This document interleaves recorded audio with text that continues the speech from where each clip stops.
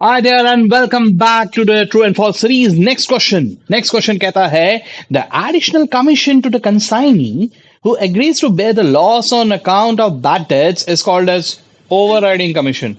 True or false? देखिए, सबसे पहली बात, जब मैं कंसाइनमेंट की बात कर रहा हूं तो कंसाइनमेंट में तीन अलग अलग तरह के कमीशन होते हैं। पहला होता है नॉर्मल कमीशन, दूसरा होता है डेल क्रेडिट कमीशन और तीसरा होता है ओवरराइडिंग कमीशन। तीनों का पर्पस अलग है। For basically providing the consignment service, consignee charges normal commission. Okay जिसमें उसका काम क्या होगा, गुड्स कलेक्ट करके सेल करना, दैट्स इट। बाकी और कोई काम नहीं उसका। All risk will be borne by the consignor if only normal commission is paid. Del credit commission एक अलग से आ जाता है कि अगर मान के चलो कंसाइनी ने क्रेडिट सेल किए, लोकल लेवल पे जो भी क्रेडिट सेल किए, तो उन क्रेडिट सेल्स का कलेक्शन कौन करेगा?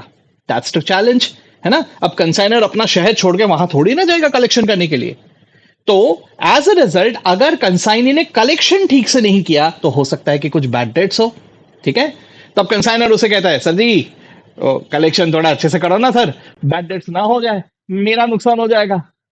तो कंसाइनी कहता मैं कलेक्शन ठीक से कर तो दूंगा लेकिन कमीशन भी लूंगा, है कि नहीं। तो ऐसे में जो कमीशन दिया जाता है this is del credit commission. लेकिन डेल क्रेडिट कमीशन देने पे कंसाइनर शर्त ये रख देता है कि भाई साहब अब अगर कोई बैड डेट्स हुआ ना, तू बेयर करेगा क्योंकि मैंने तुझे अलग से कमीशन दिया है, राइट। सो अगर डेल क्रेडिट कमीशन दिया गया तो कंसाइनर बैड डेट्स का लॉस बेयर नहीं करेगा। अब कौन बेयर करेगा? कंसाइनी बेयर करेगा। ठीक है। अच्छा, तीसरा जो कमीशन होता है इसे हम कहते हैं overriding commission. What is that? Basically अगर कंसाइनर कंसाइनी को कहता है कि भाई तू इस दाम में बेच, तो कंसाइनी उस दाम में बेचेगा। लेकिन अब कंसाइनर चाहता है कि भाई इस दाम में तो बेच, ठीक है, लेकिन अगर कोई बकरा कस्टमर सामने आ जाए तो उससे ज्यादा दाम में भी बेच देना। ठीक है, तो ये ज्यादा दाम में बेचने के एफर्ट्स कंसाइनी ले तो इसके बदले में तो कंसाइनी कुछ कहेगा ना, ठीक है मैं ज्यादा दाम में बेच तो दूंगा लेकिन है कि नहीं।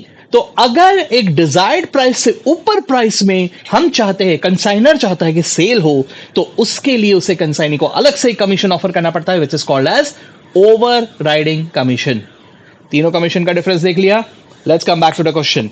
The additional commission to the consignee who agrees to bear the loss on account of bad debts is called as overriding commission. ओ नहीं जी, गलत है। ठीक है, फॉर बैड डेट्स जो लॉस बेयर करने के लिए कमीशन दिया जाता है that is del credit commission. Alright,